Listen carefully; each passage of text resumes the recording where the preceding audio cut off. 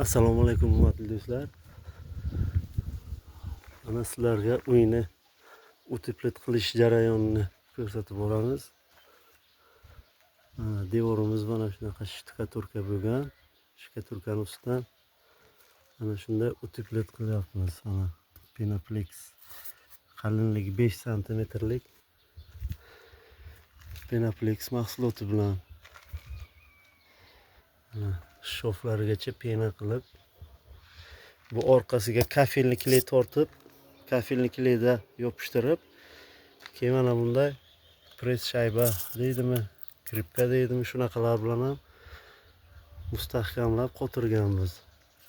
Bu samarez joylarini ham daji pena bilan bekitganmiz. Hech qanaqa teplopateriya bo'lmaydi. Uyni issiq saqlaydi. Yozda salqin, qishda issiq bo'lib turadi. Mana yuzini buni shunaqa qilib tirnab grubi qildik, чтобы yuzidan kafelni kiley yana tortiladi, svязка bo'lishi uchun spetsialni shunaqa nima qildik. O'zi gladki bo'ladi yuzasi. Teplex mahsuloti. Yuzi gladki bo'ladi. Biz buni qirdik svязка bo'lishi uchun. Mana qattiq mustahkam bo'lib qotdi devorga. Buni ustidan keyin yana bir sloy kafelni kiley tortib, keyin armiruющий setka yopishtirib, keyin ustidan yana kafelni kiley tortamiz. Mana bu tomoni ham.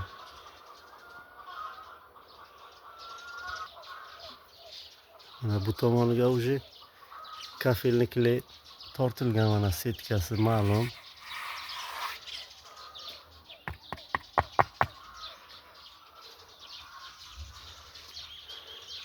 Akkoslardan bilinib turibdi.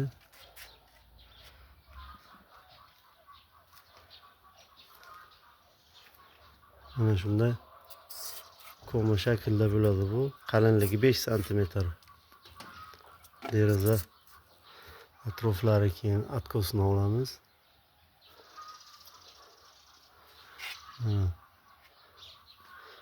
Setka tortib, kafelni kiley surtilgan.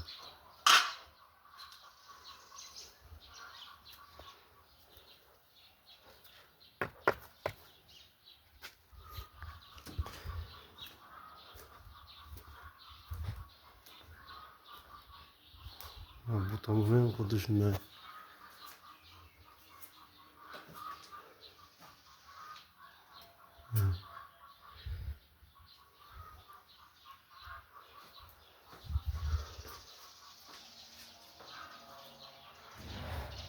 Uyni polni atrofini hamma yog'ini uteplet qilib chiqdik.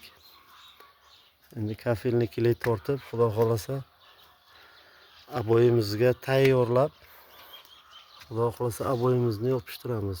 Gipki kamen bo'ladi bu devorimiz. Bu tomonlariga kafelni kiley hali tortilmagan.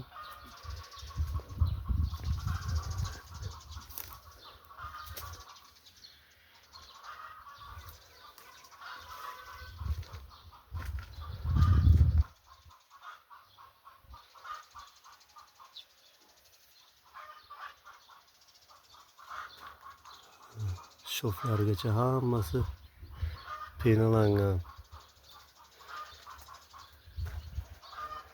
Biron joyda teshik nimasi yo'q. Sog' bo'lasizlar, salomat bo'lasizlar.